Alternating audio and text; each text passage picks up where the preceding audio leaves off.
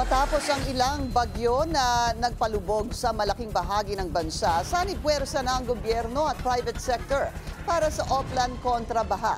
Nakalatag dito ang maraming plano at umaasa ang publiko na huwag sanang anurin ang mga pangakong ito. Narito ang agenda report ni Ivy Reyes. I-relocate na ang mga informal settlers sa Metro Manila bilang parte ng Oplan kontra baha, ang clearing and cleaning operation ng gobyerno para tugunan ang problema sa baha ng Kamaynilaan. Kasama ang pagdedemolish ng umano'y illegal structures sa planong palawagin ang daloy ng 120 waterways sa Maynila. 30 rito kinokonsidera na kritikal ng Public Works Department. Kaya naman pati flood control projects na imbis makatulong sa pagbaha ay nakapinsala pa, gigibain na rin.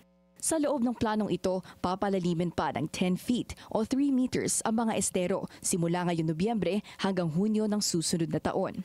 We will continue to do this first part of the Oplan hanggang July of next year. Ng mga 9 months ito, hindi namin titigilan. Ngunit, even after that 9 months, ay patuloy lang, regular na ang paglinis, pagdesiltation, paglinis ng basura.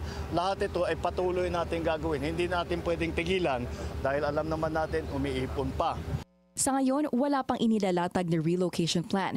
Pero nasa ilalim daw ito ng National Housing Authority at Department of Human Settlements and Urban Development. Isa pa sa nakitang problema ng Pangulo ay ang hindi nagalaw ng mga basic highway maintenance equipment. Kaya ang mga ginamit na equipment ngayong araw halos bago pa lahat. 10 years ago, nakatenga lang sa warehouse nila ng DPWs at never nagamit. Dahil kailangan daw itago for the big one. Pero ito na yata yung big one when it comes to flooding. Ano pang inaantay natin? Simula 2018, nakaimbak lang daw ang mga equipment na ito dahil nire-reserba sa inaasahang The Big One. Nagamit naman yung iba from the recent disasters natin. But then again, ngayon na naging massive.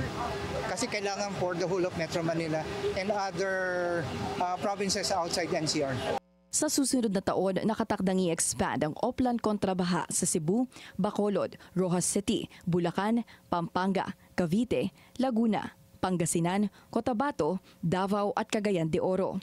Kasama ang MMDA, mga LGU at ang private corporations ng mga ultra-bilyonaryo na sina Enrique Razon, Ramon Ang at Manny Pangilinan na Prime Infrastructure, San Miguel Corporation at Metro Pacific. Long-term solution ng Oplan kontra baha ayon sa Pangulo. Kung tutuusin, matagal na raw itong plano pero hindi na ipatupad ng mga nakaraang administrasyon. Ayon sa mga ekspertong kinonsulta nila, 60% ang mababawas sa pinsala ng pagbaha sa Metro Manila dahil sa planong ito. Para sa agenda, Ivy Reyes, Billionaire News Channel.